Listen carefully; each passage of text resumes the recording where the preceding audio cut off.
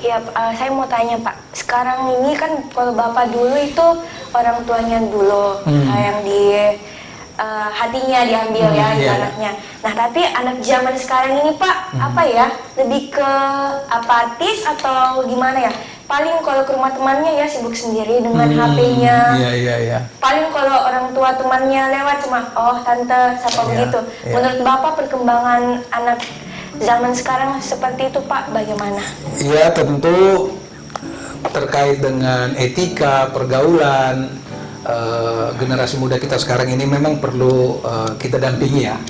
Tetapi bahwa tidak bisa juga kita paksakan harus seperti zaman kita dulu, karena kan tentu situasi dan tantangannya berbeda.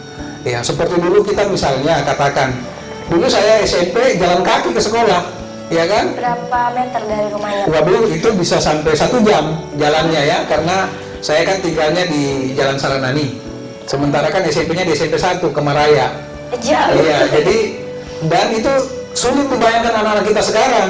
Anak-anak kita sekarang kan ya keluar depan lorong saja. Nah, kita juga orang tuanya sekarang kan banyak khawatirnya. Akhirnya ngantar lah, ya kan, jemput begitu kan, antar jemput. Kita dulu malah seperti itu kan.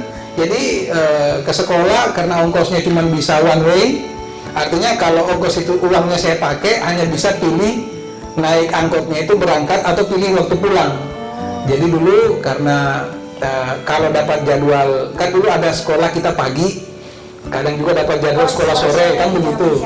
Jadi saya kalau dapat sekolah pagi, saya milihnya berangkatnya yang pakai angkot karena takut terlambat. Pulangnya baru jalan kaki. Rame-rame. Begitu. Tapi kalau sore dapat jadwalnya, berarti pulangnya baru naik angkot, perginya itu jalan kaki. Kenapa? Pulang takut kemalaman.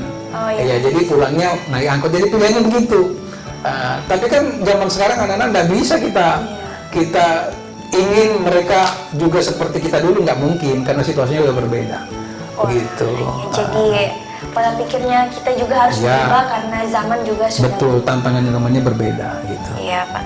Sekarang saya mau tanya Pak, kenapa Bapak mau menjadi seorang wali kota? Waduh. Berat ya Pak. Ini pertanyaannya luar biasa. Tapi saya kalau ditanya nggak pernah punya keinginan jadi wali kota. Cita-citanya dulu apa Pak? Ya itu tadi saya bilang waktu TK pengennya jadi polisi karena TK-nya di Bayangkari. Tidak pernah ada mimpi bayangan satu ketika nanti dalam hidup saya di posisi ini, nggak pernah.